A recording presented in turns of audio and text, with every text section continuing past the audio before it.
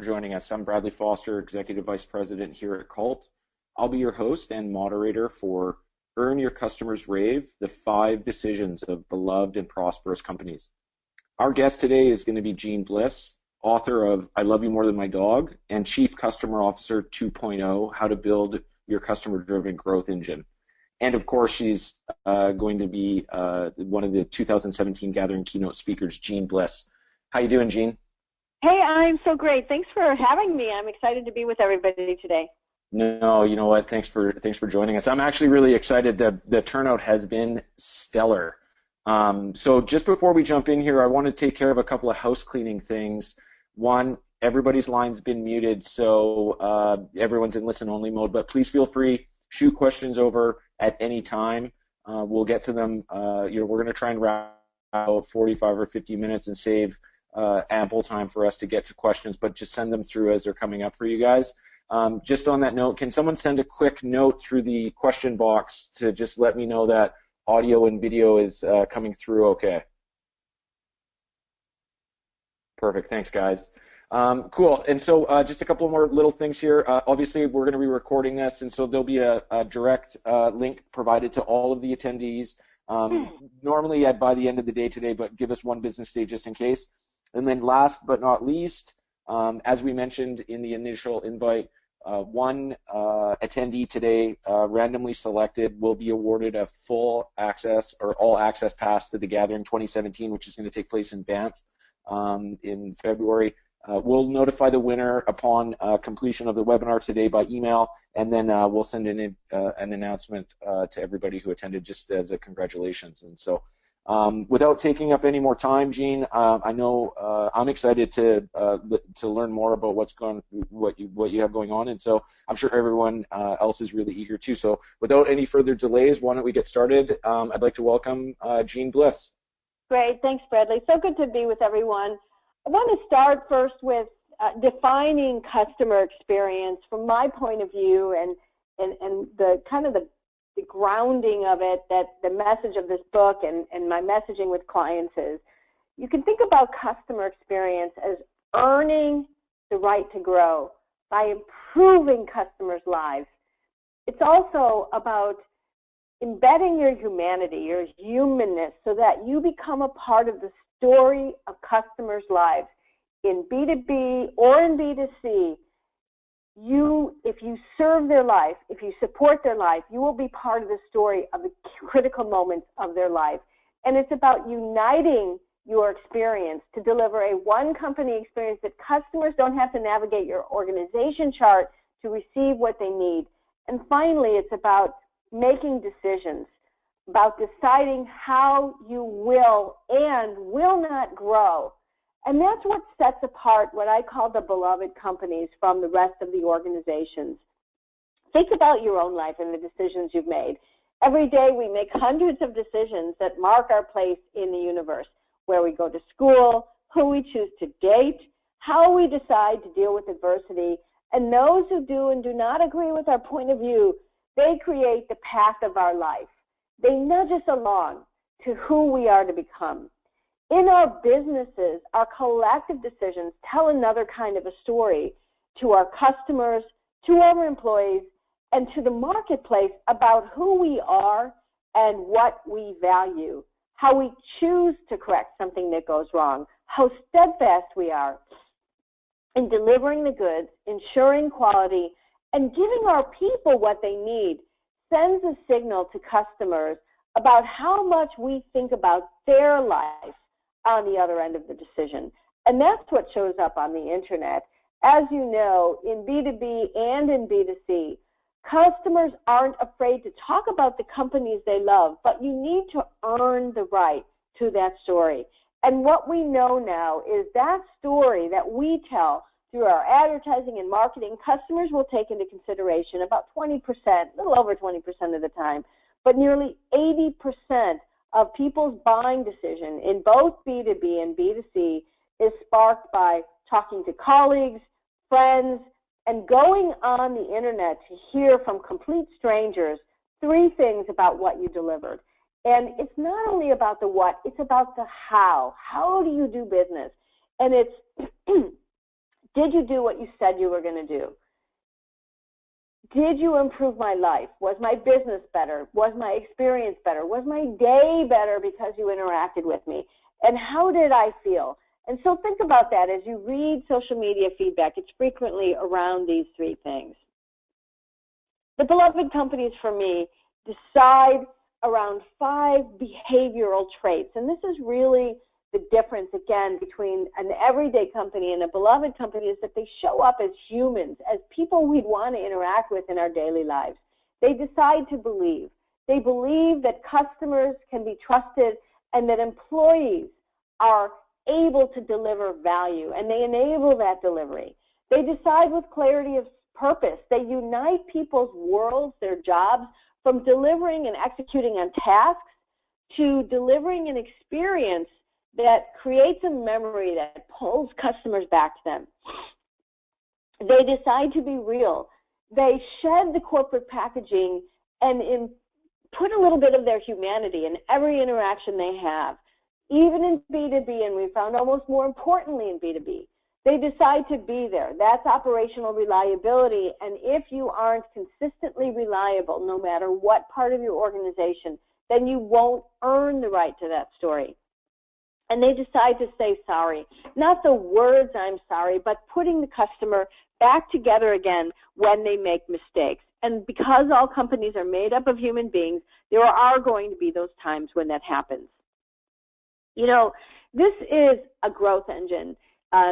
What we know is if you show up with different kinds of behaviors in the marketplace, if you honor your customers and your employees by believing in them, you will be drawn to them, and they will be drawn to you in a differentiating manner. If you have clarity of purpose, your customers will understand very simply how you improve their life, and they will tell others about that. When you are real, what we found is the companies that grew the quickest out of the economic downturn were those who took care of people even when they had less money in their pocket, when they empathize, when they allow their front line to be human with the customer. We know being there is simply about table stakes these days, and saying sorry drives that connection that wouldn't occur otherwise. And so this is your growth engine.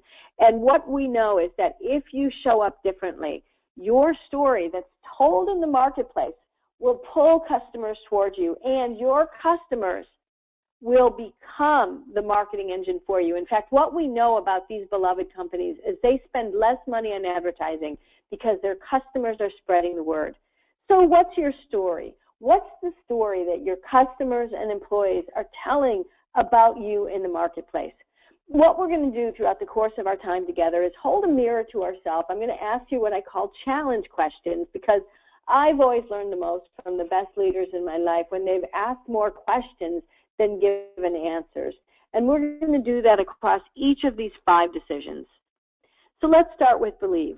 The beloved companies decide to believe by believing that customers can be trusted. Extra rules and regulations and policies and procedures are replaced with relationship and a foundation that is so strong that it drives long-term growth. And by deciding that employees can and will do the right thing, management oversight and reviewing every action is replaced with employees that innovate, collaborate, and want to stick around. So my first question for you is, do you believe that your customers are an asset or a cost center? What I mean by that is, as a new customer comes in, do you honor them and grace them with your belief in their integrity, or do you nickel and dime them or ask them a lot of rules and policies and impose policies on them? Do you make it hard to get started? As they interact with you, do you know who they are and honor them? And this really is about taking care and elevating your customer as the importance. You know, often we talk about sales or products we sold, but really it's about the lives we serve, and are we honoring that customer? This is a $3,000 bike. You can take this bike out for a ride at Zane Cycles, and they don't ask you for your collateral or ID because they know if they start the relationship with you right, that they will earn the right to a lifetime value of $12,500. And they sell over $15 million worth of bikes and accessories from this single store. And what this says to customers is, we trust you. And what's interesting is when you trust that customer, they will respond in kind. They only lose about 3 bikes a year, and never the expensive bikes. So Believe is really around honoring and elevating your customer as the asset, and having that shift throughout your organization. Start every key meeting talking about the volume and value of your lost customers. And it's about suspending cynicism. Here's 3 actions for you to start to embed deciding to believe in your organization that won't cost you a thing. Number 1, what we know is the beloved companies hire differently. They hire to their core values. Number 2, they get rid of the policies that say to the customers, we hold all the cards. So one of the greatest things we do to start a movement is to create a kill a stupid rule movement inside of your organization, where you allow employees to identify things that get in their way and then kibosh them. And then finally, try to get rid of as much fine print, because those fine print moments become gotcha moments. Flip the gotcha moments to the we've got your back moments.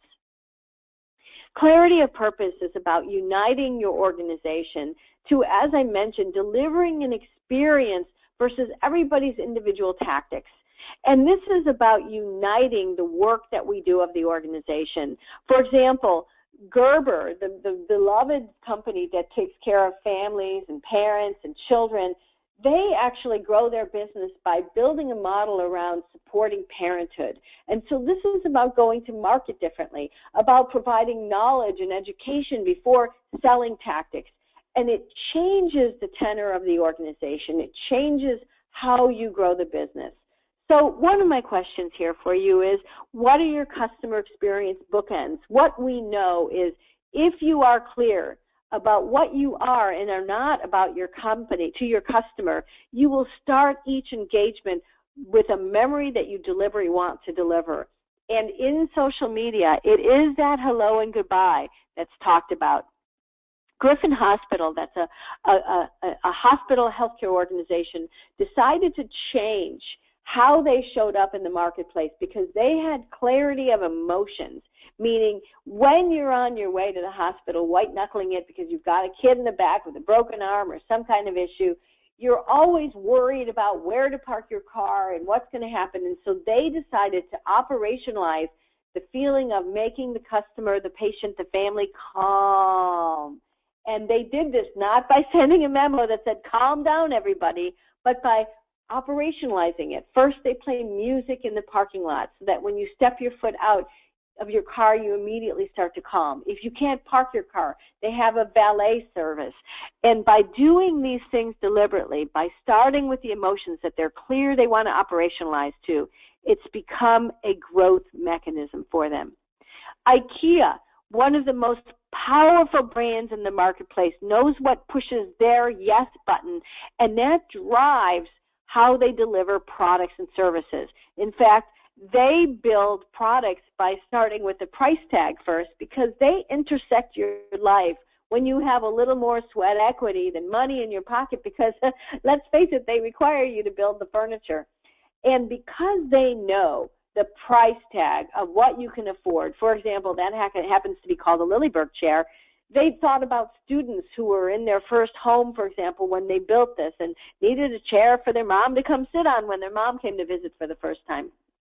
So they designed that price tag first, and that defined how much a student could pay, which drove the size of the cushions, the size of the arms, the size of the box, so they could stack that box in the warehouse so you had a chair for your mom to sit on when she came to visit. And that laser focus of what they are and are not drives their business.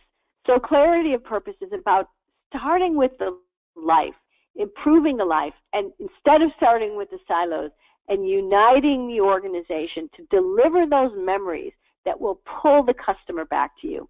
Here's 3 actions to decide with clarity of purpose. Determine and operationalize your higher purpose. This isn't about etching we love customers into a crystal ball. It's about operationalizing it. Establish those bookend experiences that mean the most to customers, and again, create the operational actions that will bring them to life. And if you can, identify those industry habits that every industry has done because they've always done them, because that's just what we've always done, and get rid of those, because that will start to set you apart.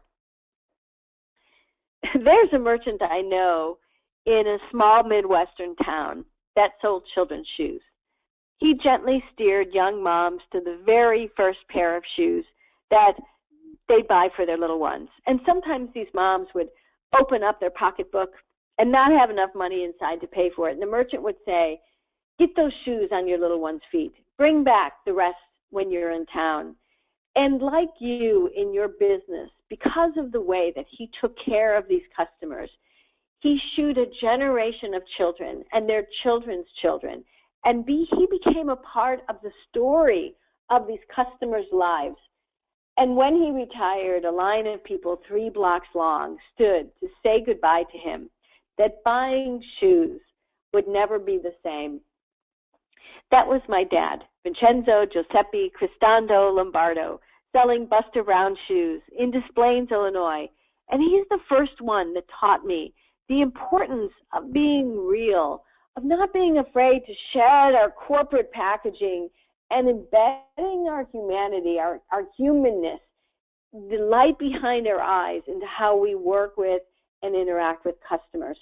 And so much of this also has to do with building empathy for their life. You know, you need to know the life to serve the life. And what we know is frequently as we get further and further from the front line, or we're not actively involved or even doing the things we require our customer to do, it becomes about our actions versus the customer's life.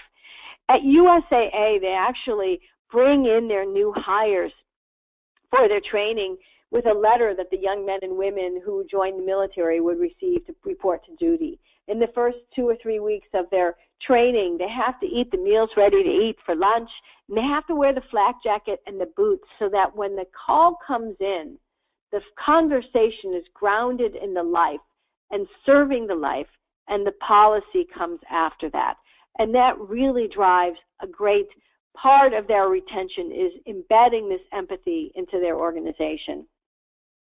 This is also about how we work together. You know, we inadvertently show customers our organization chart. And so one of the things that it always drives customers nuts is when we say there's the handoff. Oh, this isn't my job. Let me find someone who can help you. Even when delivered beautifully, the customer always feels like they're lost in the Bermuda Triangle of those handoffs, whether it's in the call center, online, trying to get something done.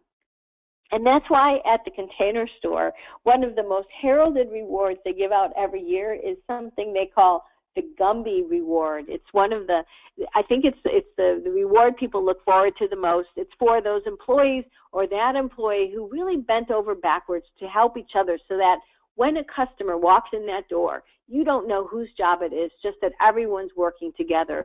And the winner of the Gumby Award actually gets put into a shopping cart and driven around the Container Store by Kip Tyndall, the chairman of the company.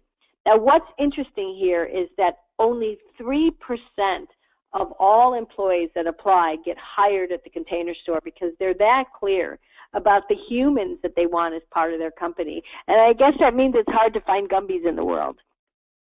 So being real is thinking about people, not accounts. We need to take customers off the spreadsheets and talk about them in human terms, talk about their life, and showing our values in how we take actions. Here's 3 actions to decide to be real. Number 1, simply inventory everything that you require your customers to do and start requiring people to do it, whether it's signing up for a trial, getting an account, trying to purchase an item, trying to return something.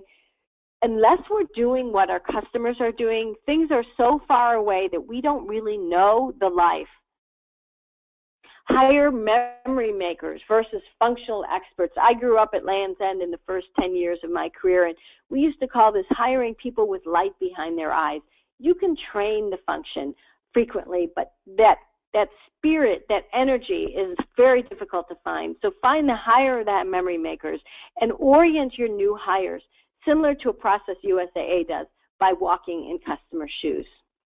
Being there is simply about operational reliability, earning the right for customers to return by delivering peace of mind, delivering what you said you were going to do, and also innovating how you're consistent and reliable for your customers based on their needs. You know, frequently the customer experience is the outcome of every silo individually creating their own working plan.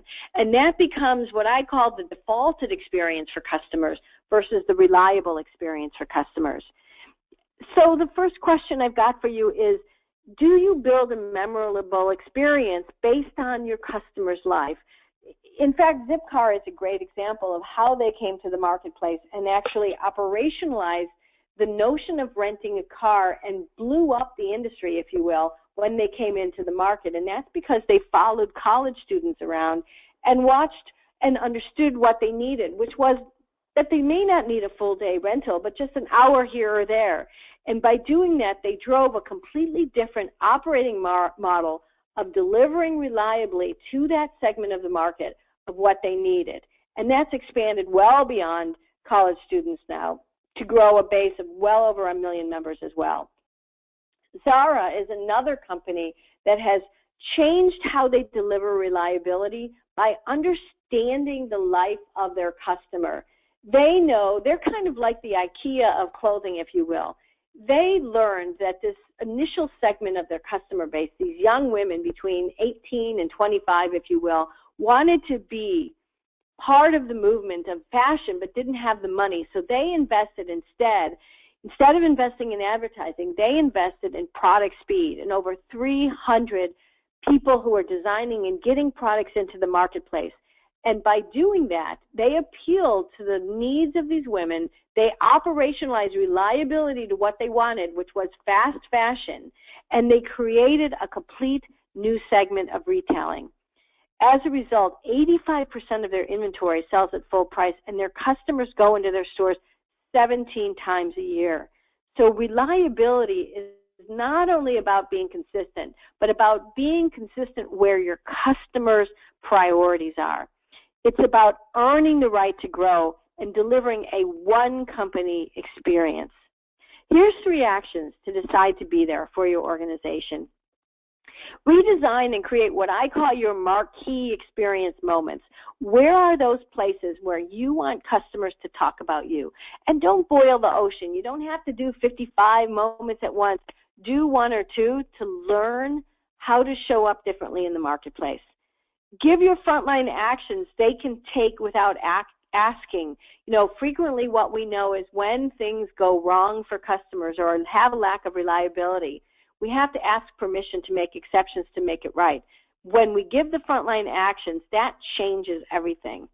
And then finally, make it easy for your customers and the frontline to give feedback on where you need to keep improving. How you apologize really is your humanity litmus test. How a company removes the pain and puts the customer back together again shows their true colors more than almost anything they might encounter. And what we know and what research shows is that if you make a mistake and you recover well, you put the customer back in a better place. You actually have a more bonded customer if you do it correctly. I call apologizing well the peace process that has to happen between companies and customers. And it needs to include these 4 things. A swift response. Do not wait to admit you made a mistake. We've seen a lot of doozies in the marketplace recently. I won't mention who they are. You probably already have them at the top of your mind. You know, and when we don't respond quickly, besides our customers, our employees are getting an indication of what we value and how, as leaders, we behave. Second, connect the silos to come up with a solution. It's probably very unlikely that just one silo created the problem, and it's also extremely unlikely that only one silo can create a solution to put your customer back together again. It's usually the front line needs to know, there may be processes, communication, there may be things that require financial commitment to put that customer back together again. Third, be humble about it, admit you made a mistake, and be human. This is where customers, more than anything else, want to see that this is paining you as much as it's paining them. And finally, solve the problem, and don't be afraid to market back to your whole customer base how you solved it. And don't take 2 years to solve it. I think there's not a big window for customers to start seeing progress has been made. So here's my first question for you, especially those of you who are in litigious industries or those industries with a lot of rules or government regulations. It's just, can you suspend the fear and even say the words, "We're sorry"?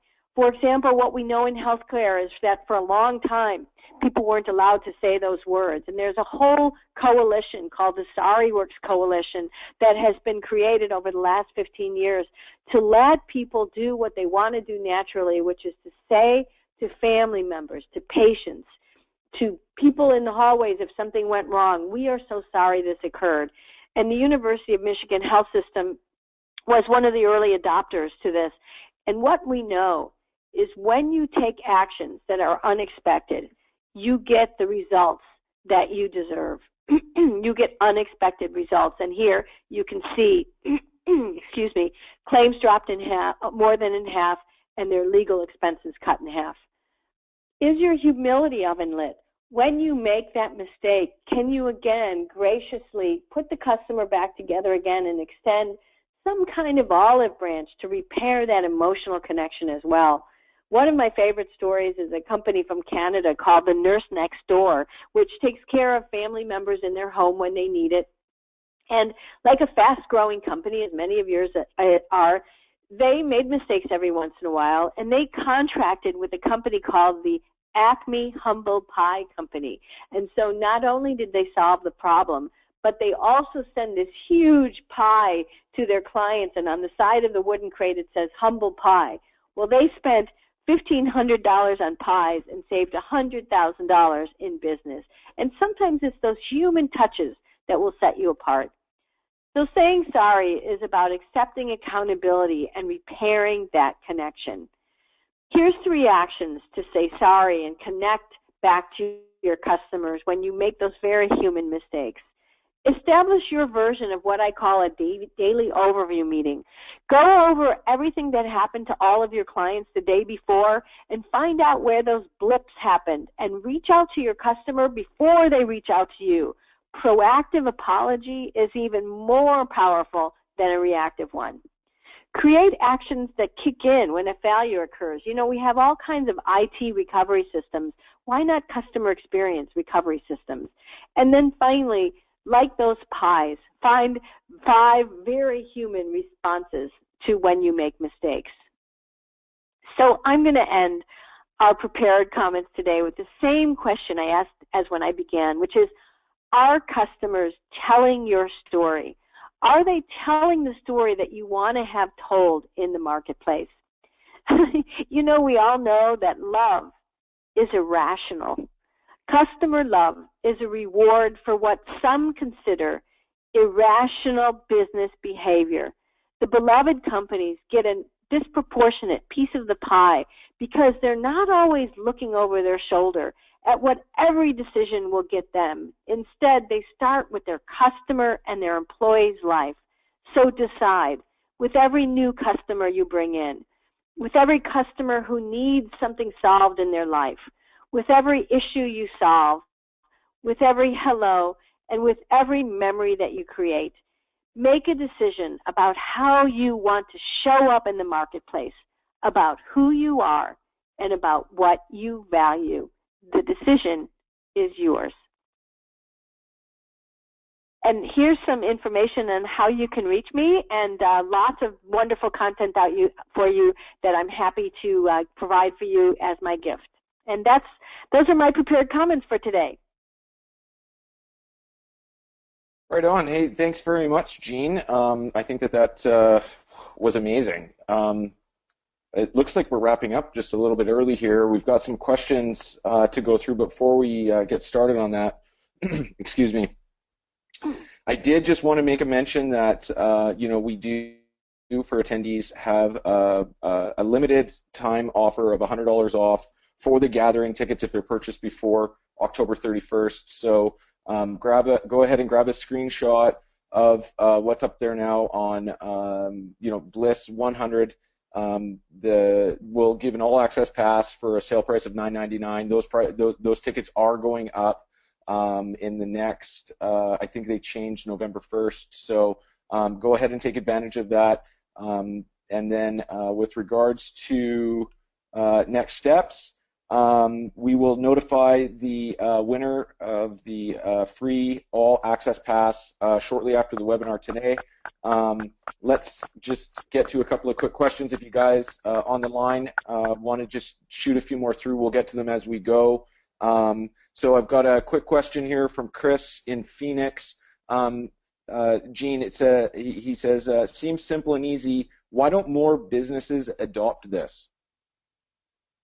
Chris, that's such a great question. You know, what's interesting is this is about deliberateness. And what often happens is the customer-centric process or whatever is, okay, we're customer-centric, right? Of course, people want to be customer-centric, but they don't take the time to decide, as I went through all of these, the deliberate actions for how they're going to get rid of rules or how they're going to honor employees if they encounter a customer that's unhappy. And so they make it more about a mantra versus deliberate actions. And as you saw, so many of these don't even cost anything. So I think it's a matter of stopping, rethinking business as usual and uniting the leadership team, first of all, because if these don't come out as from a united platform, it also is just silo by silo. And then really, committing to taking these actions. And I just think we're so quarterly inclined and so silo-oriented that many companies don't take the time to take these simple actions. That's great. And then I have another one here from Amanda in Pittsburgh. What kind of pushback have you received as you try to help companies embrace this way of thinking, believing, doing? Well, it's a great question. So much of what I do now is work with people who are leading these customer experience transformations. And a lot of people want to focus only on survey scores, for example, and not on the actions and the behaviors that will earn the right to the score. I'm a broken record around that. A lot of people will say this gets in the way of doing our regular work. Well, in fact, what you need to prove is that this is part of the work of the business. The other big pushback is, how does this make us money? And that's why this whole notion of customers as assets is one of the first things that we frequently do. And here's a tip for everybody out there. What you can do is simply do customer math. It's in my book. It's on my website. You can download this information for free. Identify and organize with whoever holds the numbers in your company about customers is what is the volume and value of the new customers you've got coming into your business for a period of time. So let's say you've got 10,000 new customers coming in. That's what your leaders are asking about over and over again, sales, sales, sales, sales. But you need to ask in the same breath, in the same mathematical equation for that same period of time, how many customers did we lose volume and value? And that's really the outcome of your entire experience. So let's say you brought in 10,000, but you lost 6,500 who have a greater value than the majority of the new customers you brought in. And the outcome of that is your net customer asset growth. Until we attach a return on investment to this customer experience work, it often feels like this kumbaya activity.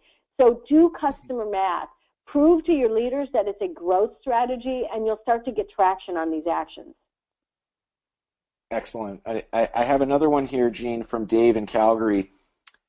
He wants to know how important is research in knowing the deeper need of your yet-to-experience-you customers? Oh, Dave, that's really important. What's interesting is that we forget about, I call them the bookend experiences, which are the customer who's doing that research and even trying to figure out what problem they're trying to solve. Frequently, companies make that about acquisition. The beloved companies instead make it about making customers smarter, creating a magnetic pull where even if the customer's not going to buy anything from you, you're a beacon, you're a website they go to get research, to know information. That's why I brought up, for example, the Gerber example. A lot of the companies that are doing great is in this area around being, the kind of company customers want to be around, is that they give away a lot for free because they know if we educate and create value, even before the customer buys something, that will keep them in their mind, keep us in their mind, and the customer will come when they're ready to buy. And so knowing those needs and values is very important to be able to build what they need to be educated on, to understand where the magnetic pull has to come from. Amazing. Just a couple more here, Jeanne, because we do have a couple extra minutes. Natasha wanted to know, how do you recommend engaging leadership that say they want this approach but don't support it in practice? Oh, Natasha, this is all the work of my life. So a couple activities, and again, if you want to email me separately, anybody, I can show that slide back up. I'm happy to send a little bit more information. Can I go back to that slide really quickly? Is that okay, Bradley? Yeah, sure. Go ahead, Jeanne. Oh, here we go. Whoops. See there, I just made a blue. Here we go. There we go.